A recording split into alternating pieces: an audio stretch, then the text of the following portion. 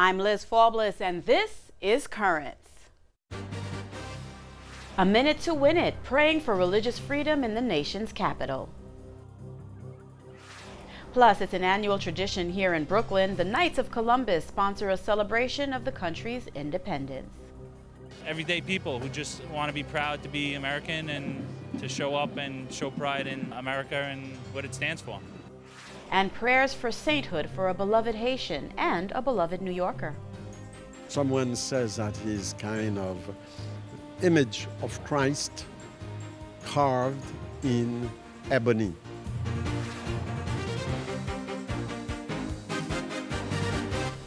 Good evening, and thank you for joining us. Well, tomorrow night, hard as it may be to believe, is the final night of the Fortnight for Freedom. Catholic bishops of the United States dedicated the 14 days from June 21st to July 4th, Independence Day, to prayer and public action. Archbishop William Lori of Baltimore celebrated the opening Mass at Baltimore's historic Basilica of the National Shrine of the Assumption of the Blessed Virgin Mary to kick off the Catholic Church's national education campaign on religious liberty. Now, the closing liturgy will be at 12:10 tomorrow at the Basilica of the National Shrine of the Immaculate Conception in Washington. Cardinal Donald Wuerl of Washington will celebrate the Mass. Archbishop Charles Chaput of Philadelphia will be the homilist. Efforts throughout this momentous occasion in the history of the Catholic Church were aimed at recovering, renewing, and reinforcing the heritage of liberty, especially religious liberty in the United States. Now, at the heart of the protest, the Obama administration's Health and Human Services mandate. The rule requires most religious organizations, regardless of their beliefs, to cover contraception, sterilization, and abortion-inducing drugs for women free of charge in their health plans. Well, as events draw to a close, we wanted to find out how successful the campaign has been from one of the most prominent leaders in the Catholic Church. I spoke with Cardinal Donald Wuerl about his thoughts on the fortnight, the Supreme Court's decision to uphold the Affordable Health Care Act as constitutional, and continued efforts to ensure the preservation of religious freedom. Your Eminence, these last 2 weeks, the Church's Fortnight for Freedom has gone by so quickly, and there was so much planning to bring this concerted effort to the fore in defense of religious freedom. Did the Catholic Church, U.S. bishops, the Ad Hoc Committee for Religious Freedom, of which you are a member, make progress in getting out the intended message? Well, I think we were very successful. I can only speak from those experiences that I had or ones that I heard about. But we had a wonderful event here, a celebration for liberty in the Archdiocese of Washington. We had this on Sunday the 24th, and we had it at the George Washington University at their center. We had thousands of people present and did a story of religious freedom in America, done with video, choirs, singing, and we closed with benediction of the Blessed Sacrament. It was just wonderful. We're getting ready now for the 4th of July celebration and the great closing Mass at the Basilica of the National Shrine of the Immaculate Conception. The nuncio will be there. He'll be reading a letter that has come on behalf of our Holy Father. And so I think the response has been wonderful.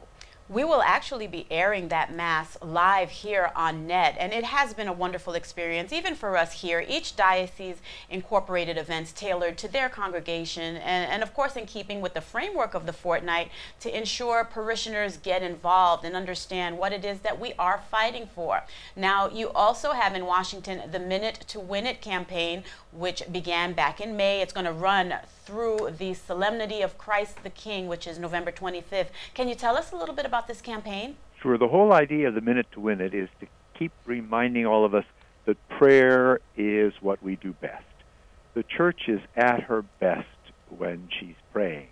And if we can engage all of our Catholic faithful and friends across the country simply to take 1 minute a day and say a prayer for religious liberty, thanking God for our freedom and asking God to continue to bless us in our efforts to sustain religious liberty. So the minute is how long it takes to say the prayer. The minute to win it. And the idea is if enough of us are praying, we're sure that our prayers will be heard.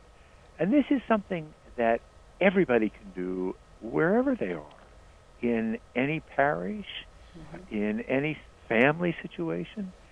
Just decide at a certain time each day, we're going to say this prayer, and pick a time and say it. Some people are picking 3 o'clock, but other people are picking different times, just to say, why don't we take this minute to win it? Your Eminence, you have been very vocal and eloquent and unwavering in your defense of religious liberty, protecting the consciousness of the faithful, preserving our right to say to the government or anyone that you cannot tell us who we are, for those of us listening but do not fully understand just yet. In your own words, why are so many religious schools, dioceses, hospitals, service agencies in court? What are we arguing about? Why is this so important? At the heart of our concern is this new definition of what constitutes religious works that's embedded in this mandate. Remember now, this mandate, which obliges us to provide the coverage for certain types of activity that we can't accept, has embedded in it a definition that says you're really not religious. You can't count as Catholic works. Anything you do, that unless you do it just for Catholics and unless you hire just Catholics. Well, all of our Catholic social service, our hospitals, our healthcare, our schools, all of our outreach through Catholic charities, that's directed to many, many people who aren't Catholic. So we can't stop being who we are just because the federal government says, this is the new definition of who you are. And that's why we've gone into court. We support the idea that health care should be accessible to everybody in the country, and there has to be a way to do that. But this mandate with this embedded definition is not the right way to go. By telling us, we will now determine for you what you can count as religious. So that's why we're in court. And Your Eminence, as you know, the Supreme Court, the High Court, has ruled that President Obama's sweeping health care reform bill stands as constitutional. Now, the Catholic Church's rapier focus has been on the provisions that you mentioned that will require religious organizations provide in their health insurance packages that contraception, that sterilization, the abortifacients. The Supreme Court has spoken, Your Eminence. Where does the Church now stand?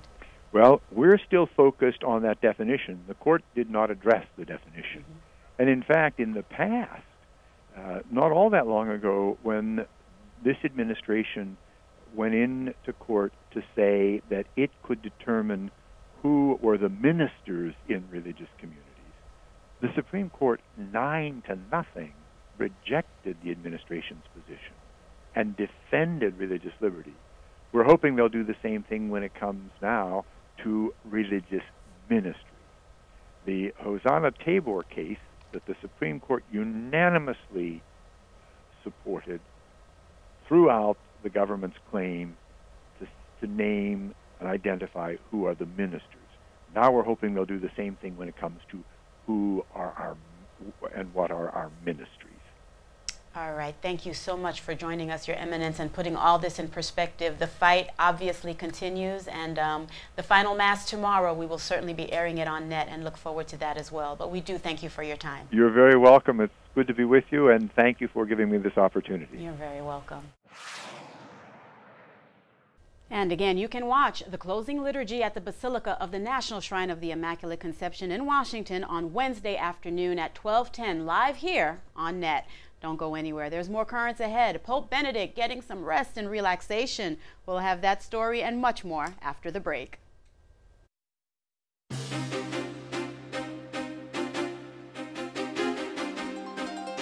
Welcome back to Currents. I'm Liz Faublis. Lawsuits opposing the Department of Health and Human Services contraception mandate continue. Back in May, 43 Catholic dioceses, schools, and other institutions filed suit against the mandate. The rule would force most religious organizations to provide contraception, sterilization, and abortion-inducing drugs in their employee health plans.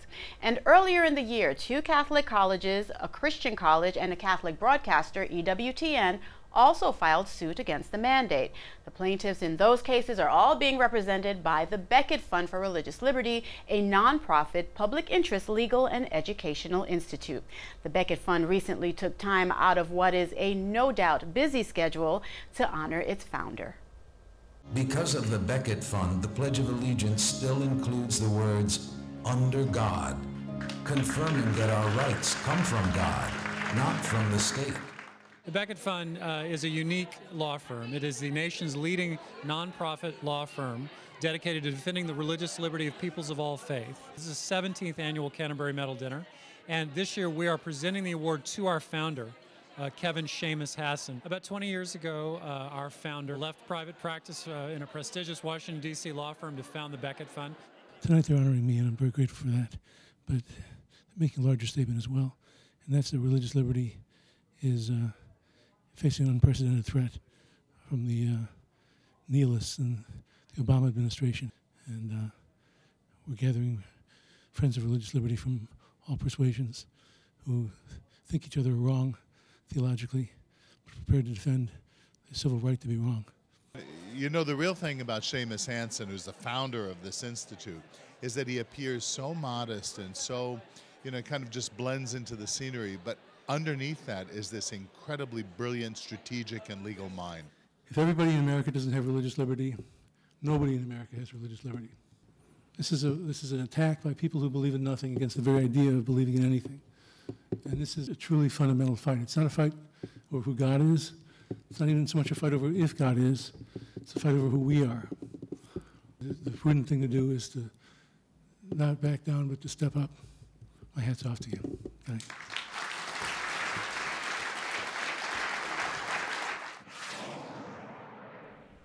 And the Canterbury Medal is named for Canterbury Cathedral, where Thomas à Becket was martyred for his defense of religious freedom.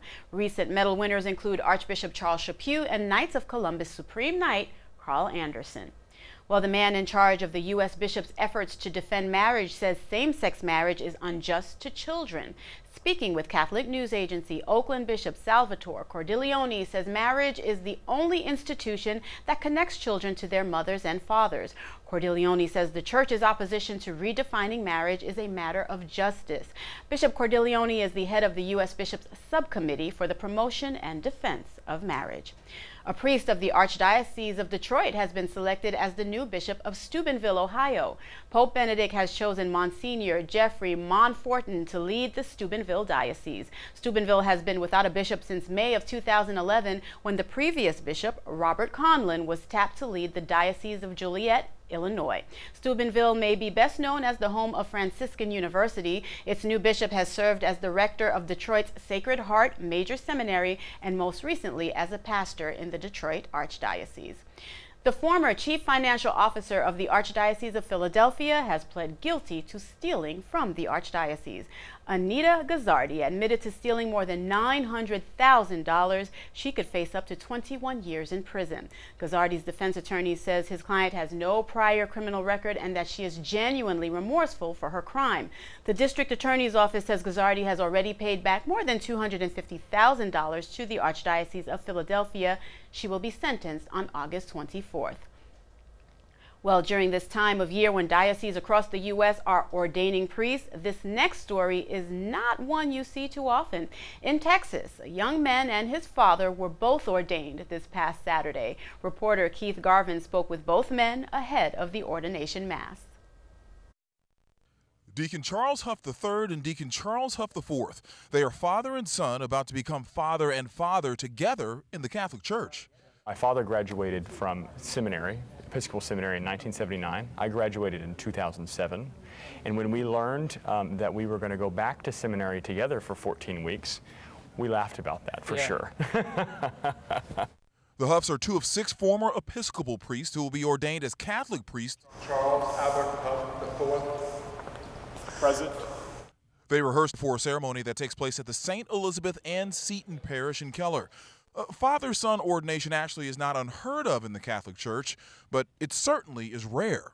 Most of the father and son combination priests in the Catholic Church, the father was a widower, and he became a priest later. If the Episcopal priest already is married, he is allowed to join as a married man. If he is not already married, he must remain celibate. This has been a movement within the church since really the 19th century. We have a father and a son being ordained as Catholic priests, so there's obviously a mother involved. What does she have to say? A wife of a Catholic priest and a mother of a Catholic priest. That's a rarity. That's the real story, actually. She told me yesterday again, she said, I feel so blessed. And the Huffs were ordained for the ordinariate of the chair of St. Peter, the structure set up in the U.S. to allow former Anglicans to convert to Catholicism while still retaining some traditions of their former church. Well, Independence Day may be a time when Americans get some rest and relaxation, and it just happens to coincide with the start of Pope Benedict's summer vacation. Benedict departed the Vatican on Tuesday for his summer home in Castel Gandolfo, which is just 20 miles from Rome. He will not hold any public ceremonies except for his Sunday Angelus, and he will not receive any formal visitors. The Pope will resume his normal schedule beginning on August 1st. Well, cannons may be a mainstay of many patriotic celebrations here in the U.S., but they are also a part of a daily observance in Rome.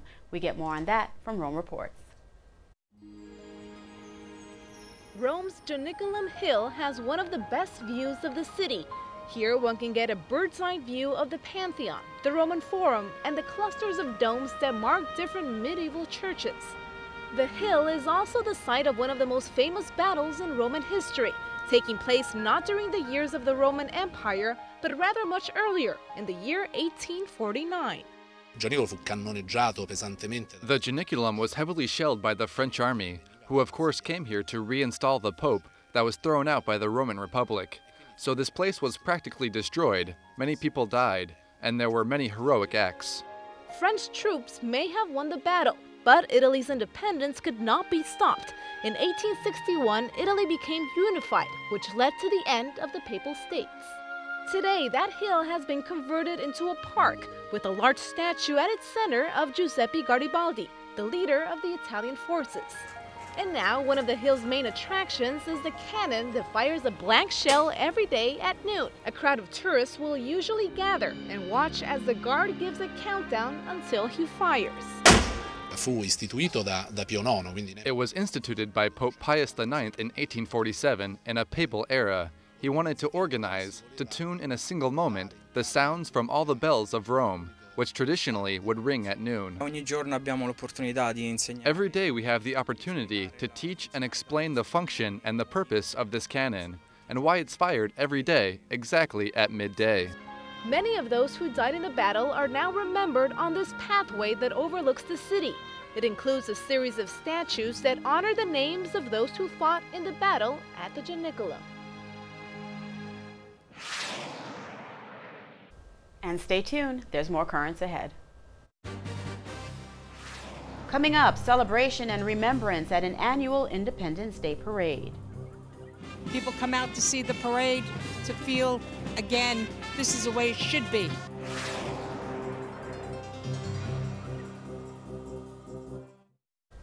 Welcome back. An annual Independence Day parade marched through the streets of Bensonhurst for the 107th time this past Saturday. It was perfect parade weather, and the event was not only a celebration of America's independence, it was also a chance to honor a brave local priest.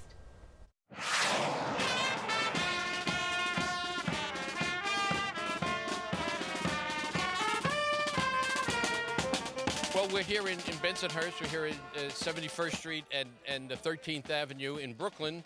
And there are a number of Knights of Columbus groups, because this parade, this patriotic parade, is sponsored by a Catholic organization, which is the Long Island Assembly of the Knights of Columbus.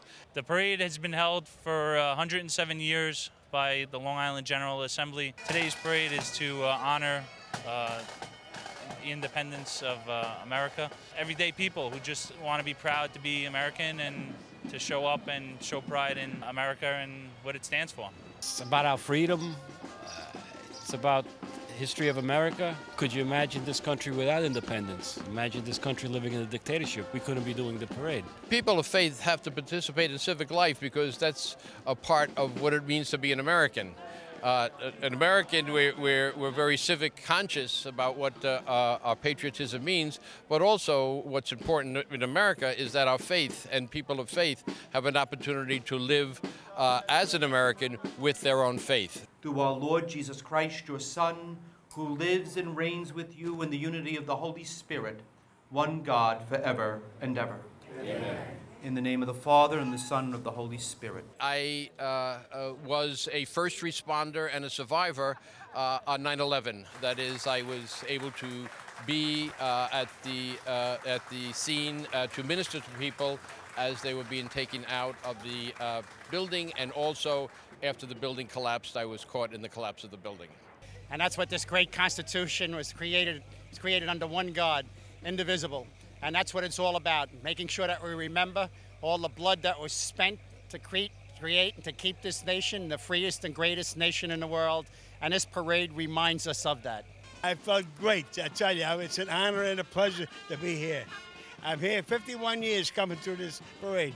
We're losing all that freedom and that speech and everything else, and this is just wonderful. People come out to see the parade, to feel, again, this is the way it should be. I think that we need to be vigilant in this country, and we need to make sure that the freedom of religion continues in this country and doesn't falter in any way at all.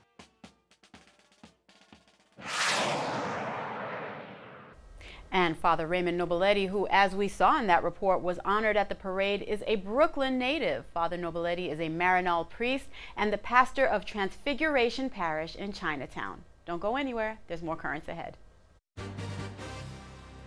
When we return, on his feast day, prayers that this man will one day be Saint Pierre. Right now, we are awaiting 2 miracles for Pierre Toussaint to be canonized.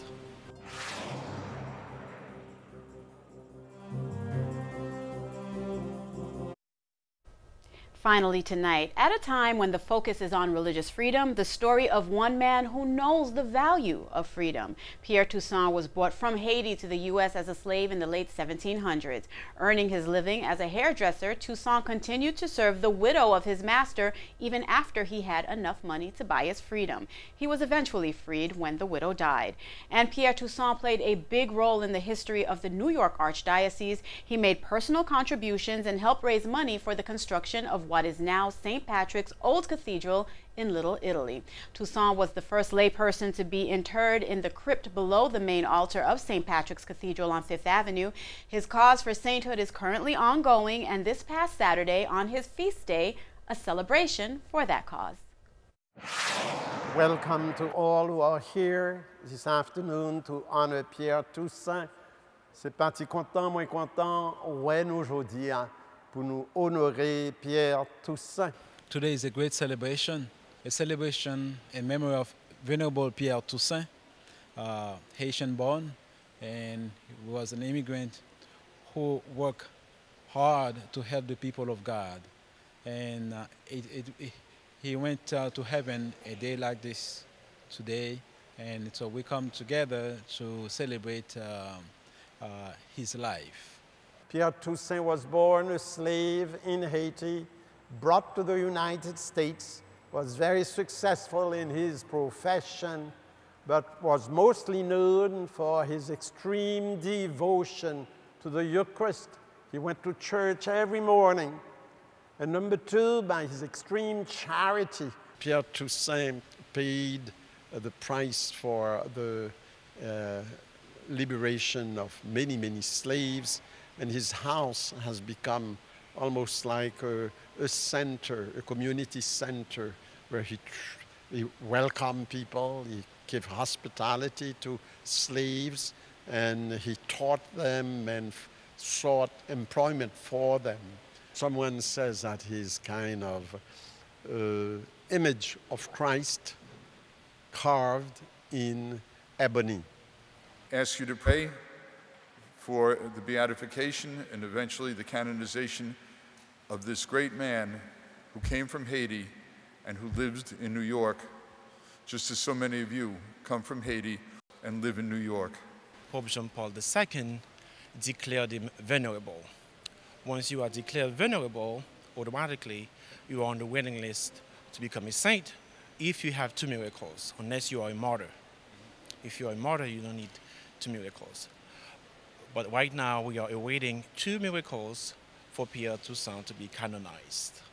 You know, this path of canonization is not about giving a special award to Venerable Pierre Toussaint.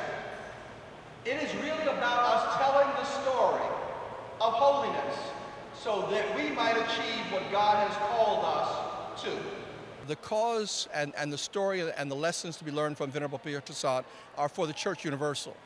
But I think that it has got to mean something very, very special to the Haitian people. And we hope that that will give them great cause, great encouragement. A people who have endured so much, both in Haiti as well as throughout the land, that we think that his life, but then of course his beatification and canonization could be a source of tremendous encouragement for them.